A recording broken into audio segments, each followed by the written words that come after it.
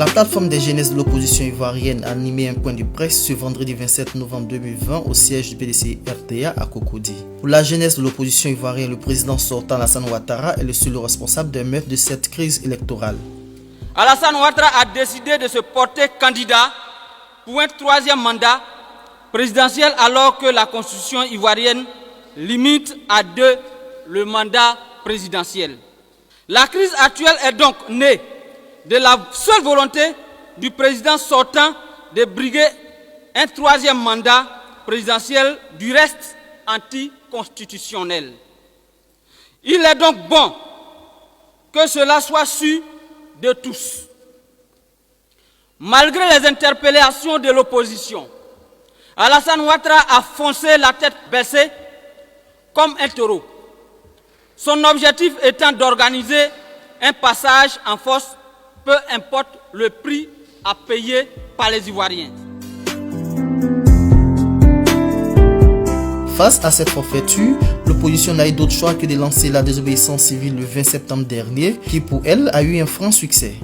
C'est ainsi que le 20 septembre 2020, après maintes appels au dialogue lancé à Alassane Ouattara, sans suite, l'opposition a appelé à la désobéissance civile, le seul choix qui lui reste.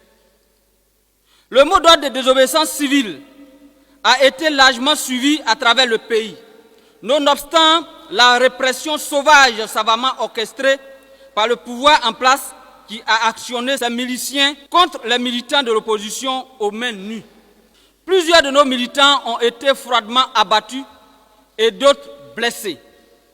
D'autres encore sont arrêtés et détenus dans des lieux tenus secrets. Mais nous retenons que la désobéissance civile a été couronnée d'un succès franc.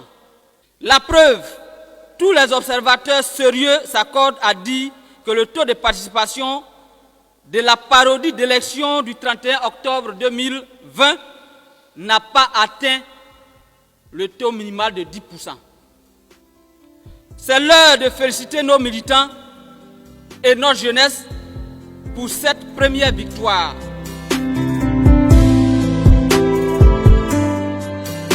Les jeunes de l'opposition ont également tenu à exprimer à l'opinion nationale et internationale que le mot d'ordre de désobéissance civile demeure toujours en vigueur. L'opposition dans son ensemble a déclaré ne pas reconnaître cette élection. Nos leaders maintiennent donc la désobéissance civile. Nos leaders sont au travail. Malgré le blocus et la tentative d'assassinat du président Aimé Henri Konan Bédié, ils continuent de travailler pour restaurer la paix et garantir la sécurité aux Ivoiriens.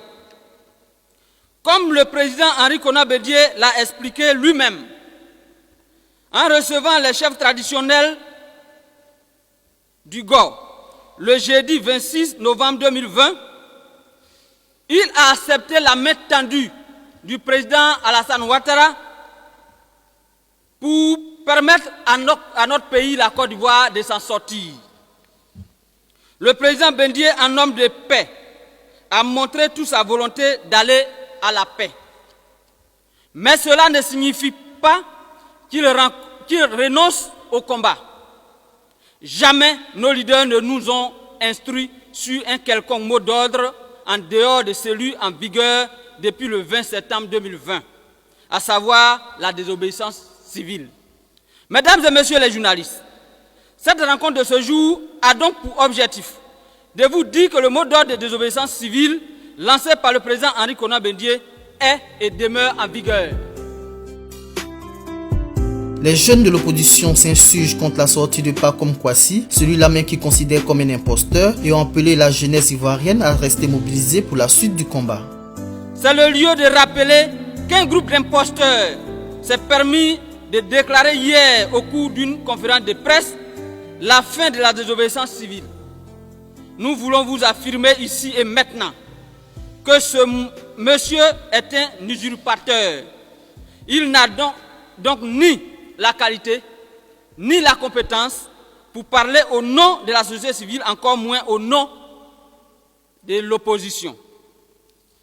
Chers jeunes des partis politiques, Le sang versé de nos camarades doit nous galvaniser et ne doit rester vain. Nous devons leur démontrer que le sacrifice de leur vie n'a pas été vain. Le combat continue donc, et ce jusqu'au respect de la Constitution par Alassane Ouattara. Nous demandons donc à nos militants, sympathisants et à tous les démocrates ivoiriens et au peuple de Côte d'Ivoire de rester mobilisés dans l'application effective de la désobéissance civile.